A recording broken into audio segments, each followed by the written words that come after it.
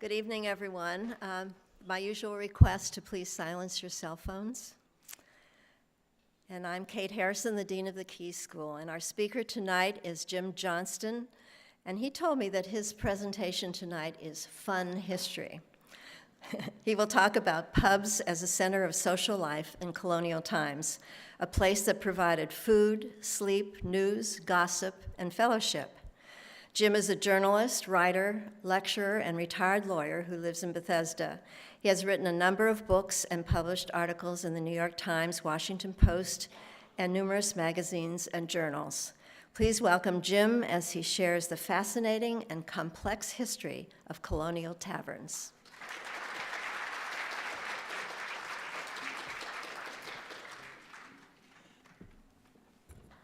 Thank you all. It's a good crowd. I like big audiences. And this is a fun talk. I mean, we're talking about beer and alcohol and things like that. Let me talk just briefly about the origin of this talk. Used to be a tavern in Rockville called Hungerford's Tavern.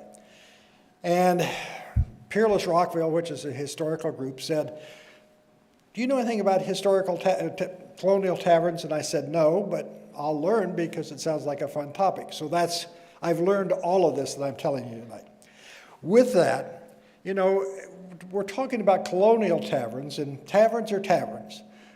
Beer is beer and things like that.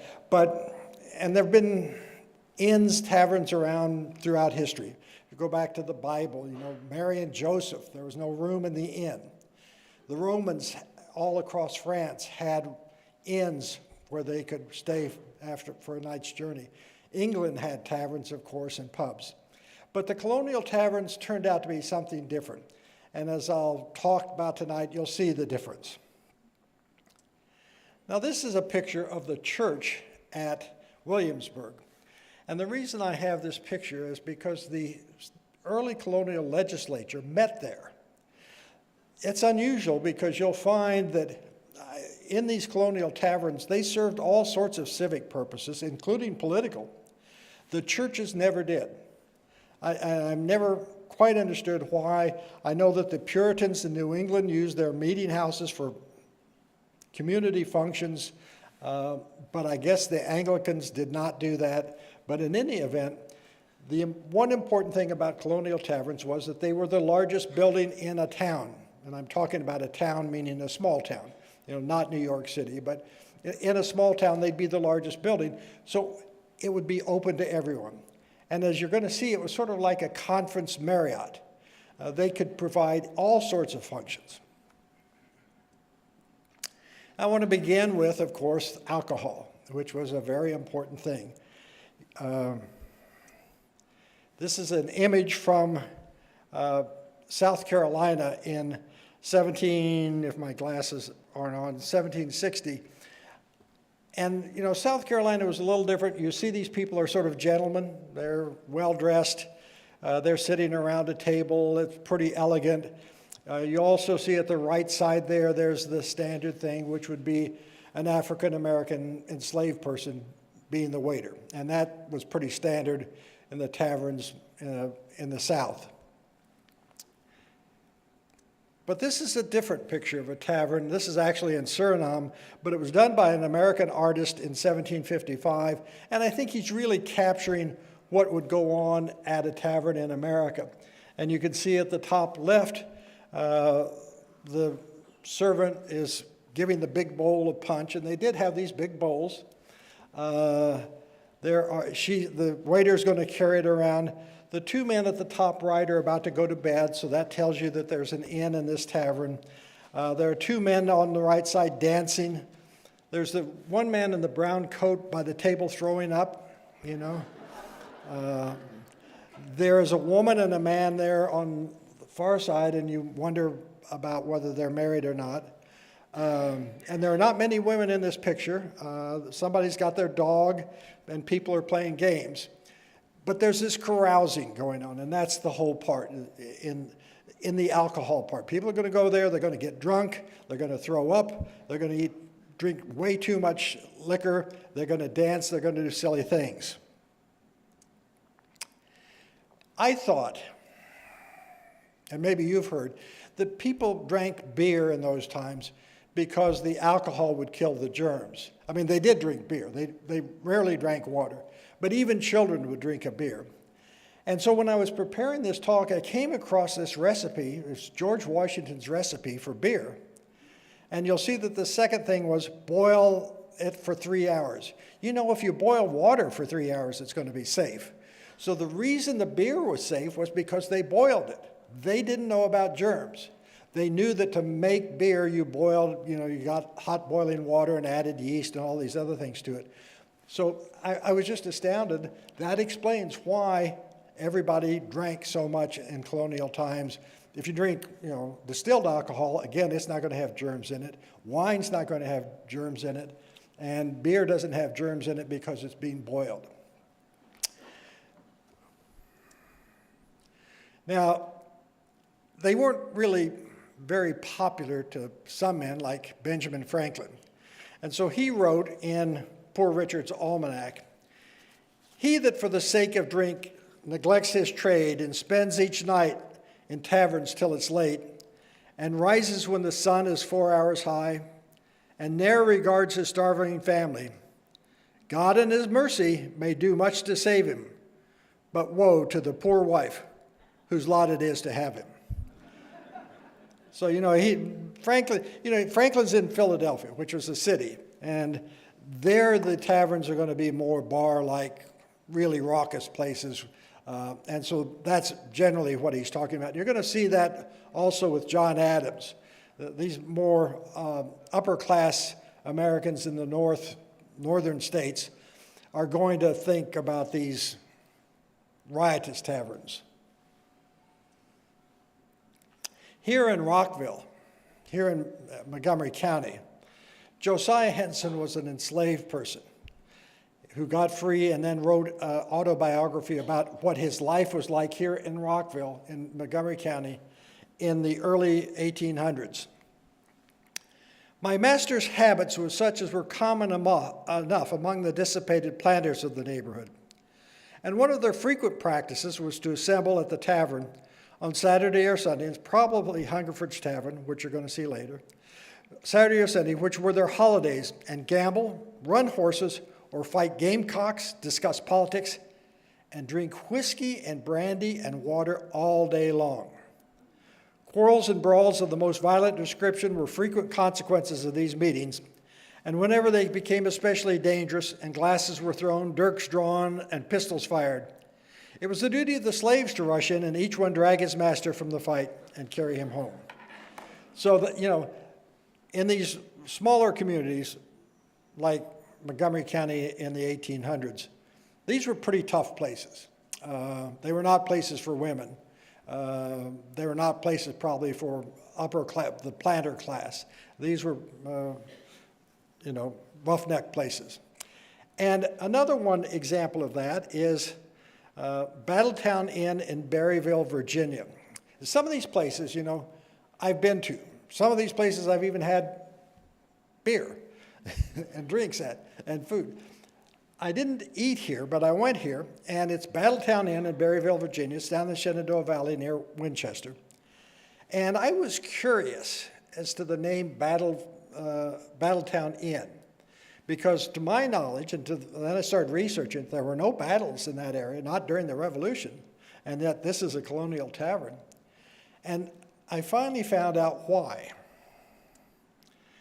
It was this man, Daniel Morgan. He was General Daniel Morgan in the American Revolution. He was the founder of Army Rangers, the really tough military people, and he was a really tough, had led a great group of skilled fighters during the Revolution. Well, he came from that part of Virginia. He had a plantation outside there. And it was said that he would go to the Battletown Inn on Friday or Saturday nights. When he went there, he would take rocks and he'd build a pile of rocks along the road. Then he'd go into the inn and get into a fight. Get drunk, get into a fight. They would chase him out of the inn. He would run to his pile of rocks, grab them, and start throwing at his pursuers. So these were not places for women. These were pretty tough places. And, it was just accepted. You just go in there on a Saturday night and you're going to get drunk. And, that's the way these colonial taverns were.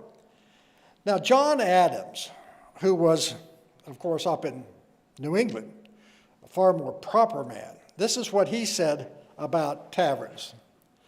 Few things, I believe, have deviated so far from the first design of their institution, are so fruitful of destructive evils, or so needful of a speedy regulation as licensed houses. These are taverns.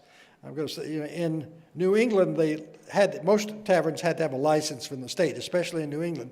In New England and in Boston specifically, they wanted taverns along the post roads so that the post riders who carried the mail would have places to stay or get food. And so they licensed them and made sure they were there. The accommodation of strangers and perhaps of town inhabitants on public occasions are the only warrantable intentions of a tavern, and the supply of the neighborhood with necessary liquors in small quantities at the cheapest rates are the only excusable designs of a retailer. But at the present day, such houses are become the eternal haunt of loose, disorderly people of the same town, which renders them offensive and unfit for the entertainment of a traveler. So, this is the prude John Adams saying, it's okay if you go there and you buy a bottle of whiskey or usually rum, or you get some beer, but, these people go in there and get drunk. That's a terrible thing. Now, Benjamin Franklin, who I've quoted earlier, but he has the same feelings, and he's talking about Philadelphia, which again is a big city. It is notorious. The number of taverns, ale houses, and dram shops have increased beyond all measure of necessity, that they are placed so near to each other, that they run on one another, and 2/3 of them are not merely useless, but are become a pest to society. So, it's the alcohol being a big problem in these taverns. It's where people go to get drunk. On the other hand, you're going to see women did go to taverns, especially inns, in New England on travels, because that was a place you could stay. They weren't great places to stay, but they were open to women. Now, I show you this picture because it's the Indian King Tavern in Haddonfield, New Jersey. But you see that cage there. People tend to steal liquor. And so they would lock it up. If the tavern innkeeper had to step out of the room, he didn't want people to steal the liquor, so he would have it in that cage. And you notice that cage has bars on it. And I think that's how we got the term bar that we use today for bars. And here's another one, the bar at a colonial tavern. The bar would come swinging down from the ceiling when the innkeeper wanted to stand out. So if you wanted to get your drink, the bar had to be open. I also want to talk about food. These places, in Rockville, there's a place called Owen's Ordinary. And ordinary meant tavern, and it referred to the food. There was the blue plate special, and that was called the ordinary. So if you went into an inn or a tavern to get food, the cheapest thing on the menu would be the ordinary food, probably boiled beef and potatoes. Something that would keep, and it'd be cooked all day, so it'd be terrible to eat. So that was the stock food, and if you went, you'll see taverns were called ordinaries. That's what it meant. It was a tavern that served ordinary food. But you could order whatever else the house had. If you look at this tavern in Rhode Island, it's the earliest tavern still in existence from 1652. You see the inside looks like a tavern you've probably been to, whether colonial tavern or not. A faux tavern would have that same decor. You see the building is a barn. As I said, these were the biggest buildings in town, so if you're going to have a tavern or an inn, one of the things you do is build it like a barn because you had to use some kind of known structure. But I don't want to leave the impression that colonial people didn't eat well. Now, it was true they didn't have refrigeration, so meat was a problem. Beef was a problem. Pork you could salt with bacon or ham. Chickens you could kill that day, but beef was always a problem. And the taverns were usually catering those kind. But was astounded to discover they had good food too. Not at the taverns, but this quote, stuff I got about John Hancock. You know, the Battle of Lexington and Concord? John Hancock and Sam Adams were right off the battlefield there. And they had been having guests at a family in Lexington, Massachusetts that morning. But in those days, there were still wild-caught salmon on the East Coast. And the wife of the family had prepared one of those salmon for her 2 guests. But just as they sat down to eat, they heard the British were coming, and so they fled. So this is the battle of Lexington and Concord that started the Revolution. After the British passed and marched on towards Concord, the family received a letter from Mr. Hancock informing them where he and Adams were and wishing them to get into the carriage, come over, and bring the fine salmon that they had sent to them for dinner. And they carried it over. So, I mean, it does show you, if you have salmon at a meal tonight, I didn't have it, but I was thinking of having it. If you have salmon at a meal tonight, that was the kind of food that they had as really rich people could have. But it was so precious that even at the Battle of Lexington and Concord, John Hancock and Sam Adams wanted to have that salmon brought over to them after the battle. If you go down to colonial Williamsburg, this is the capital in Williamsburg. I was there last fall, and this is the picture of it. But I was amazed when I turned around right off of the street, and this is the main drag. I don't know if you've ever been down there. This is the main drag into the colonial Williamsburg. All these buildings you see there are taverns, right off the Capitol. So the legislators could walk out for lunch, go to a tavern. They could go after dinner. They could go to a tavern, after a session. They could go to a tavern, have dinner, or they could get drunk. So, it was the role these taverns were playing. And they were inns, too. So the out-of-town legislators stayed at these taverns. But the tavern served other purposes. And while I'm talking about Williamsburg, I got this picture from colonial Williamsburg.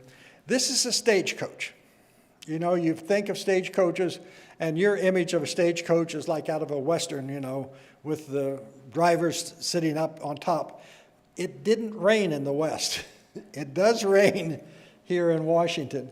And so the drivers had these kind of carriages, and they would be under cover, and then they would have shades that would come down for the passengers. So that's what the stagecoaches were like, and they were inner city buses, and you'd pay your money.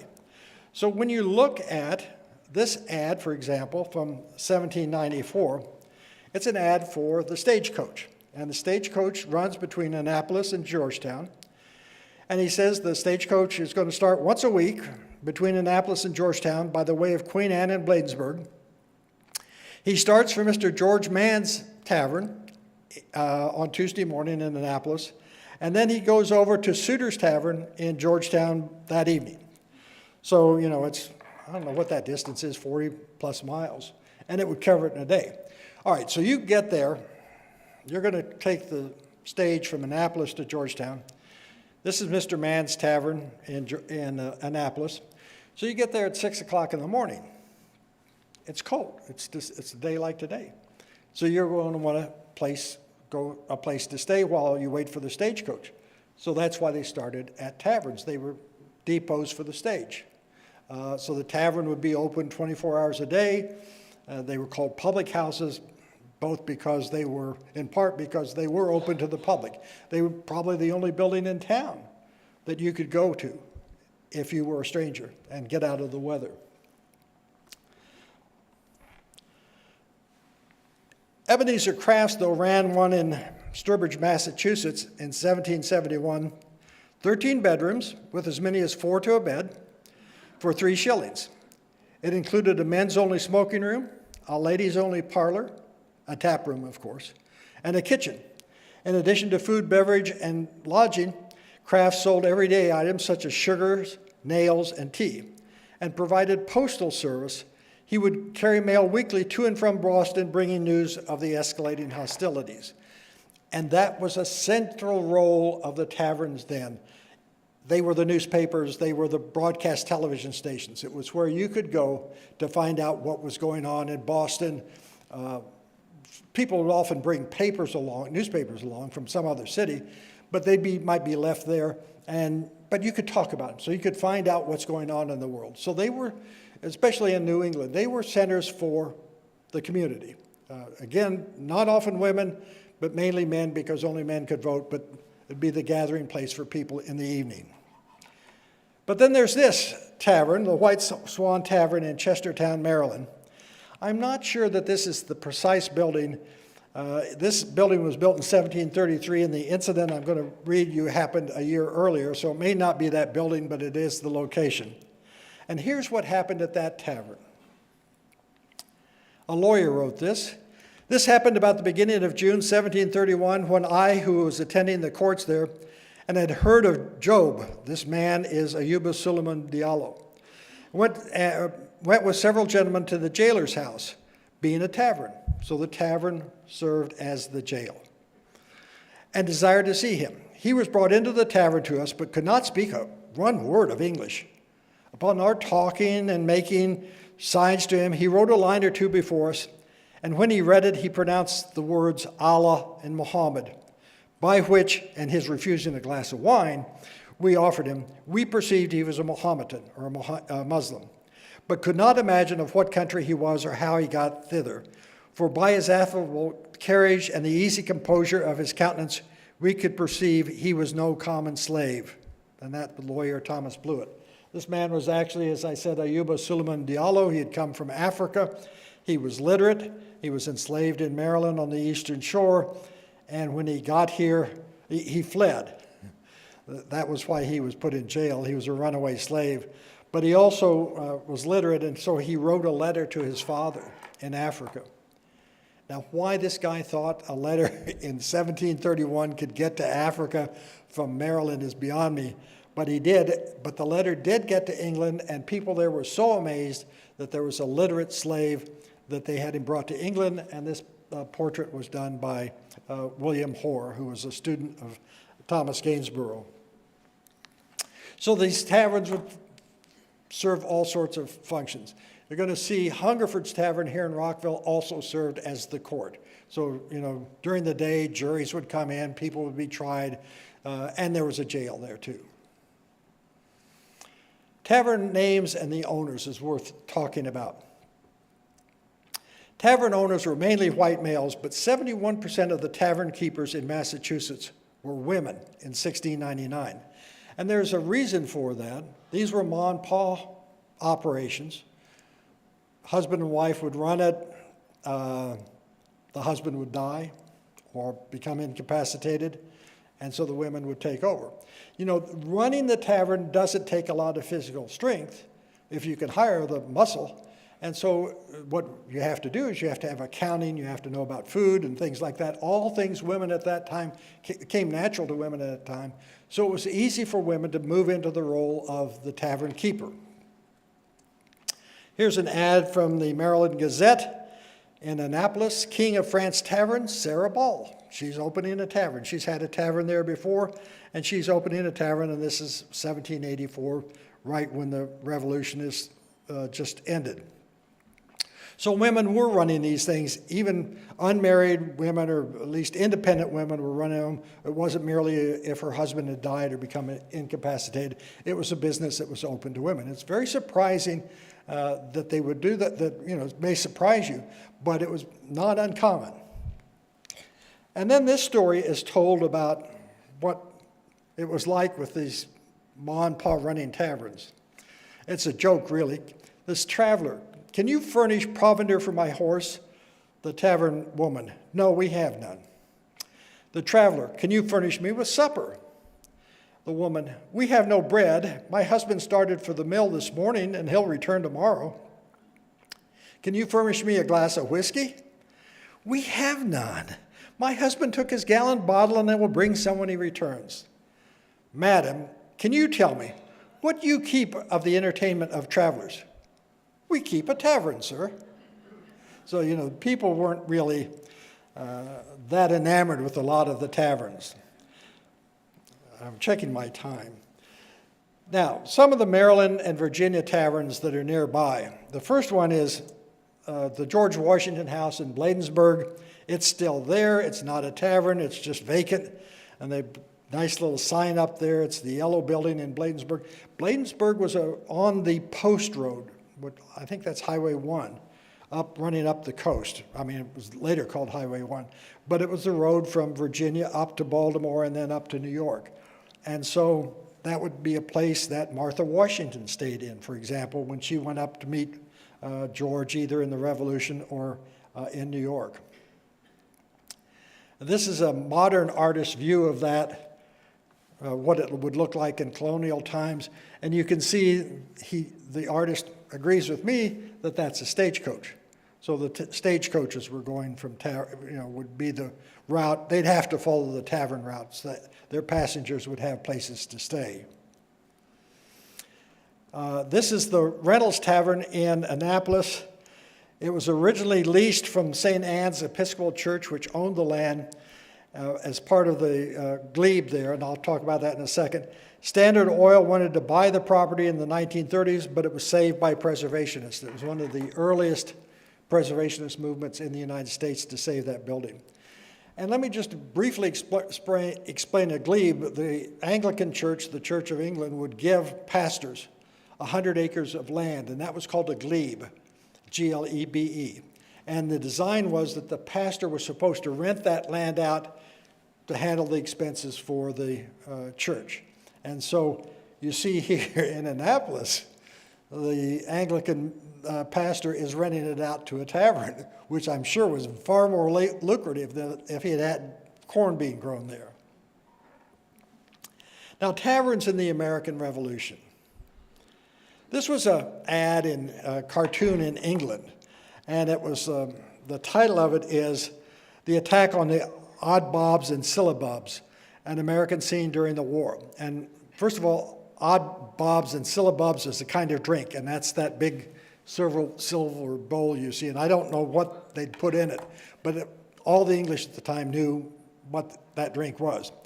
And this was designed to recruit soldiers in England to come fight in the American Revolution. And the point was, there's not going to be a war. If you go to America, you're not going to have to fight. The only thing you're going to have to fight are these big odd bobs and syllabubs. You're going to have to drink a lot. And so that's how they were recruiting soldiers, saying, go to America and have fun at the pubs. But in fact, this is Paul Revere's print of the Boston Massacre in 1770. That tall building you see in the background that looks like a church is the Royal Exchange Tavern, and it was popular among the British soldiers. And in fact, some of the people wounded and killed, the man that was killed at the Boston Massacre was taken into that tavern. His body was taken into that tavern to get him off the streets. So, this is how the British viewed America, and they would frequent these taverns. But while I'm talking about Boston and at the outbreak of the Revolution, this, of course, is the Boston Tea Party. And you know the history. A bunch of people dressed up like Indians. They were not Indians. They were good citizens of Boston. They went down into the harbor, boarded the ships, and threw the tea into the water. Well, a tavern played a key role in that. There's a little ditty that was done either before or probably after that happened, but this was what it was. Rally, Mohawks, and bring out your axes, and tell King George we'll pay no taxes on his foreign tea. Then rally, boys, and hasten on to meet our chiefs at the Green Dragon, the tavern. Our Warren, Joseph Warren's there, and bold Paul Revere, with hands to do and words to cheer for liberty and laws. Then rally, boys, and hasten on to meet our chiefs at the Green Dragon. So, this was a big party. This was an old drawing of the Green Dragon, but the Tavern Green Dragon still exists in Boston, and this is a photograph I got off the internet. I don't think it's the same building at all, but you go inside and there's the bar and the Green Dragon. It reminded me of my college days when there was a football game on Saturday afternoon. we'd all go to our Green Dragon both before and after the game. We'd all get, not liquored up because it was 3-2 beer, but we'd all be pretty well soused after the game and cheering at what we had done. We'd be praising what we had done. And it dawned on me, that's probably what the Boston Tea Party was all about. These young guys just dressed up as Indians, went down, probably had a few drinks before they went down, threw the tea in the water, went back and celebrated in the Green Dragon. In Williamsburg again, this is Raleigh Tavern in Williamsburg. It advertised my talk here. They closed down the Virginia Assembly because as the revolution is about to break out. And so the Virginia legislature just moved to the Raleigh Tavern and met there. You know, we don't, you lock up the Capitol building, we'll just go and meet at the tavern. Good thing for the tavern keeper, because he's got a daytime crowd. He's got the legislature there during the day eating and drinking, and he's making money. So, again, the taverns were large buildings that could accommodate crowds. Here in Montgomery County, I have a clicker, a pointer. There's Rockville, and that's where Hungerford's Tavern was. The important thing about Rockville, and the reason it became the county seat, was because the road out of Georgetown and the road out of Bladensburg, which were the two ports, went through Rockville on up to Western Maryland. And so it was a place you would put a tavern. And it always had a tavern. And I mentioned Hungerford's Tavern, and here's a picture of it before it was torn down. They put a bank up. Again, a very large building, probably the largest building in town.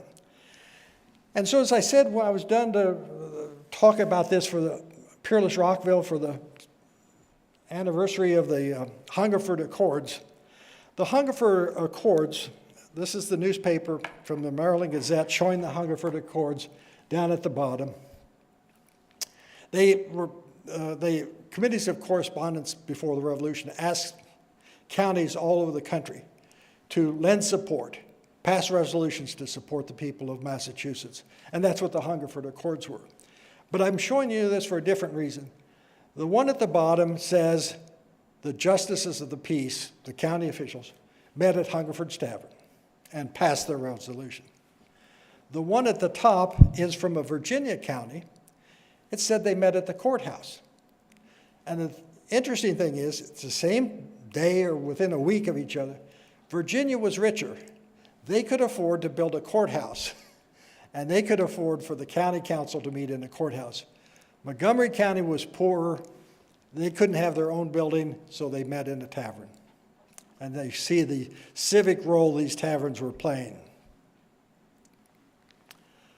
Then John Adams wrote this. Within the course of the year before meeting of Congress in 1774, on a journey to some of our circuit courts in Massachusetts, he was a lawyer, he's traveling the circuits, I stopped one night at the tavern in Shrewsbury, and about 40 miles from Boston. And as I was cold and wet, I sat down at a good fire in the barroom to dry my greatcoat and saddlebags, till a fire could be made in my chamber. There presently came in one after another, a half dozen or half score substantial yeomen, these are just average people, of the neighborhood, who, sitting down to the fire after lighting their pipes, began a lively conversation. Well, if Parliament can take away Mr. Hancock's wharf and Mr. Rowell's wharf, then they can take away your barn and my house. After much more reasoning in this style, another who had as yet been silent broke out, well, it's high time for us to rebel. We must rebel sometime or other, and we better rebel now than at any time to come. If we put it off for 10 or 20 years and let them go on as they've begun, they will get a strong party among us and plague us a great deal more than they can now. And then it continues, John Adams. I mentioned this anecdote to show that the idea of independence was familiar even among the common people. So even John Adams goes to a tavern and he can mingle with the common people and he can get a sense for what people think, and he knows they're ready for revolution. The original city tavern in Philadelphia looked like this. All the great men were there. When the Declaration of Independence was signed, that's where they would all meet, have beers. But I found this too. In 1774, Philadelphia, when the Continental Congress was meeting there, Robert Hare's Porter beer was the popular beer. George Washington and John Adams drank it. Washington liked it so well that during the Revolutionary War, he had the beer shipped to him. He even tried to brew it himself at Mount Vernon, but never matched the quality that Hare had achieved. And this is the City Tavern today. It got closed during the COVID and hasn't reopened. I've been there and had colonial beer. There's a brewery in Philadelphia that claims to make colonial beer recipes, and I had it there. In Lexington, Massachusetts, Buckman's Tavern probably played a key role. And this is what Buckman's looks like, because this is the green, Lexington Green, where the shot heard around the world was fired. The British were marching from Boston up one of these roads. The tavern is over here on the right somewhere, and the battle was here. Well, what happened was all the Minutemen assembled at that tavern at 4 o'clock in the morning, because it was a cold morning in April. So they assembled there. When they heard the British drums coming, they went out of the they probably had been drinking. They went out, and the battle started, and about 7 men were killed on that green, killed by the British. In Tappan, New York, on the Hudson, the old 76 Tavern. And this, in my research, was one of my favorite taverns, because it was, again, a place that could be used for many things. And this particular tavern has this sign where Major John Andre, British spy plotter, with Benedict Arnold to deliver West Point, was confined before his execution. Again, it served as a prison for Major Andre. He was the spy who was caught taking the plans from West Point from Benedict Arnold. He was taking the plans down to the British in New York. And so he was incarcerated there until he was hanged. His captors, the American officers, liked him so well, they petitioned George Washington not to hang him because he was such a nice gentleman. But Washington went ahead. And so that particular tavern keeps on the left the spy, Major Andre, the treason, the soldiers as he captured him and found in his boots the plans to West Point, and the traitor, Benedict Arnold. The traitor, Benedict Arnold. Again, these taverns are performing various functions. In Yorktown is the Swan Tavern. This is where George Washington hosted his officers after winning the Battle of Yorktown. And it's interesting, the owner was a Mason, the Masonic Temple, Mason Society. He was a Mason, and so was George Washington. A lot of these tavern keepers were Masons, and they could get their business because the Masons would come to them to have their parties. I'm taking some water because I'm getting hoarse. In New York, Francis Tavern, it's where Washington said goodbye to his officers. I've been there. This is the bar. I worked as a lawyer in New York one summer, and the stockbrokers from Wall Street would come in. I saw one guy drink 2 or 3 martinis, no food. And then he went back into the stock exchange to do his work. So that's the role taverns were playing. When Washington resigned his commission as the general in the army and became a civilian again, the ceremony was in Annapolis at Middleton Tavern. Middleton Tavern's still there. This is it. And this is an ad for Gilbert Middleton taking it over. He had previously run Thomas Mann's Tavern. And as we're starting to wrap up, taverns in the early United States, meaning after 1787, after there's a Constitution, there's a book out about George Washington's travels. I'll show you that in a minute. But it says this is from Washington's diary. He went on a tour of the United States as president. He wanted to meet with the common people, and he would stay in taverns and inns. And so he says, I commenced my journey about 9 o'clock in the morning for Boston and the tour through the eastern states. About 10, we arrived at the house of one Hoyt, who keeps a tavern at Kingsbridge, where we dined. We proceeded to the tavern of Mrs. Haviland at Rye, who keeps a very neat and decent inn. November 1879. It being contrary to law and disagreeable to the people of this state to travel on the Sabbath, and my horses, after passing through such intolerable roads, wanting rest, I stayed at Perkins Tavern, which, by the way, is not a good one. All day in a meeting house being within a few rods of the door, I attended morning and evening services and heard very lame discourses from a Mr. Pond. And this is the book. You may know Nathaniel Philbrick. He wrote Travels with George a couple of years ago. In Georgetown was City Tavern, still there. It's been changed hands a year ago.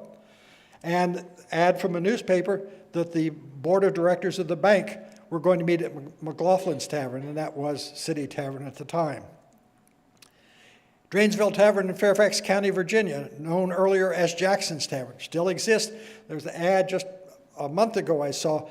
Fairfax County is trying to get someone to live in that place because it's just a vacant thing owned by the county.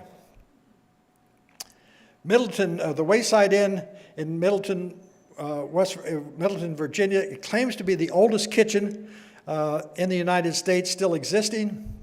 It was built as a way station stop in the 1740s, and it has the original well. I stayed at the inn there. I walked out of the bedroom, and I walked out of my room. I forgot something, so I walked back in, and I put my hand in the door, and the door slammed and smashed my finger. It was so heavy and so poorly hung. Gadsby's Tavern in Alexandria. If you ever get a chance, you go there. They do a lot of reenactment stuff. The Cashtown Inn outside Gettysburg, Pennsylvania. This is where General Longstreet stayed on the way to the battle at Gettysburg.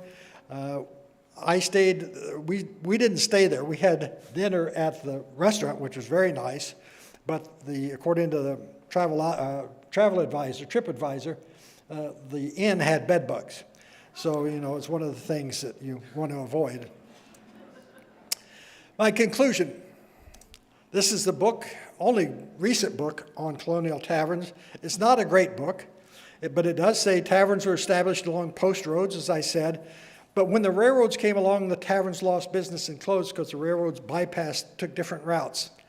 The word hotel began being used as a place for accommodations when it was more sophisticated. There are about 310 taverns built before 1800 still around. Of these, about 140 are private residences, 72 are restaurants or bars, 49 are museums, some are remarkably well preserved, while others barely recognizable as historically relevant. And that's Adrian Covert, Taverns of the American Revolution. And finally, when I first did this talk, excuse me, as I first going to give this talk, I walked into Trader Joe's in Georgetown, and I saw this painting. They just put it up there.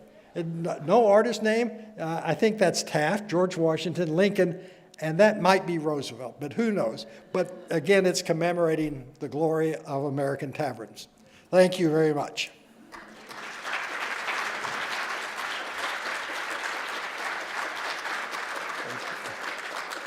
We'll take questions, and if you will raise your hand, someone will come up to you with a microphone and all the way back on my left. Hi there.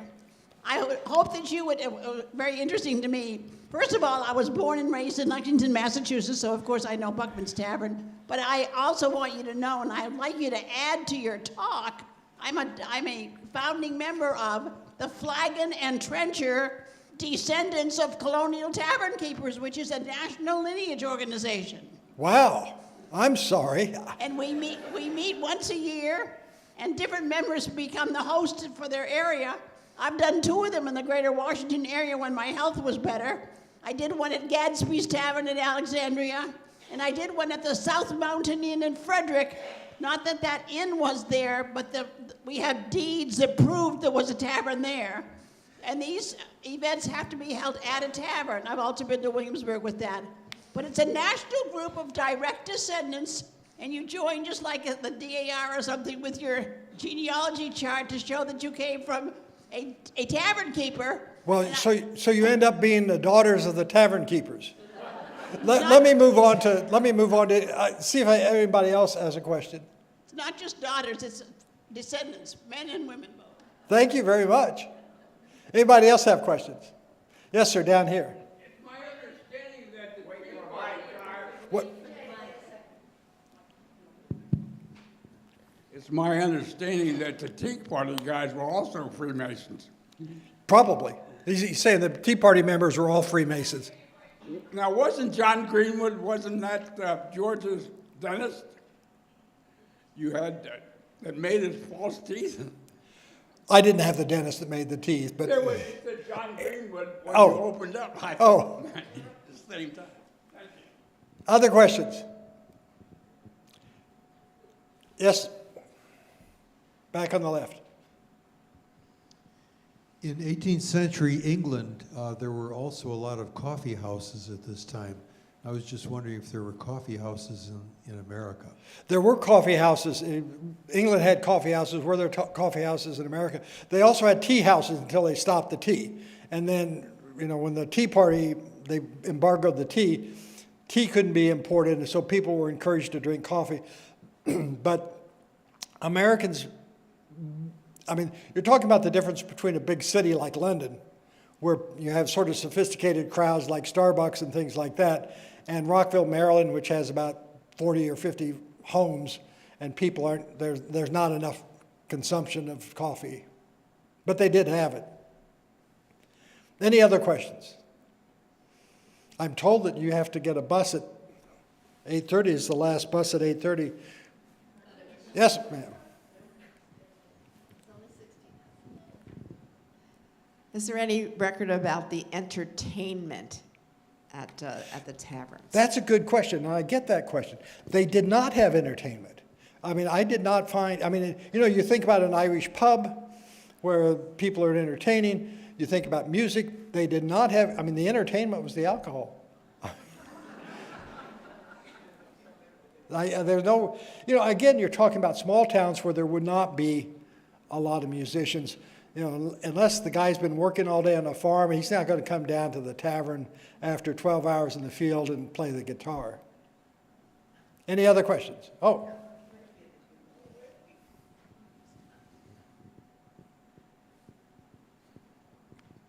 So the pictures you showed at the beginning had people drinking out of a huge bowl, passing around the bowl. Yes, Was that considered to be a healthy thing to do? they didn't know about germs. No, it wasn't a healthy thing to do, but they didn't know about germs, and they'd get sick. Although the alcohol might kill the germs on the bowl, it wouldn't kill the germs once you drank it. If you don't have, I will tell, so, what I've done it's a lot of fun to go to taverns. And not because there's some history there. As I said, there's this company in Philadelphia, Yard's Brewery, that makes colonial recipes. One time I gave this talk first time I gave this talk, I had one of their bottles. And in the middle of the talk, I popped it and poured myself a glass, but I'd put tea in it because it was on county property, and I wasn't sure that I could drink alcohol on county property. But, the beers really were pretty interesting. The best beer that I ever had in the Colonial Tavern was a spruce ale. And I looked up how you make it. You just boil water, you drop spruce. You have to know what spruce is, so you don't want to put hemlock in it. And you just let the spruce steep in there, and there's a sugar in the spruce that turns into alcohol, and it really is a very sprucey tasting beer. If there are no more questions, I won't keep filibustering here. I'll turn it back to Kate and let her filibuster. But thank you all very much.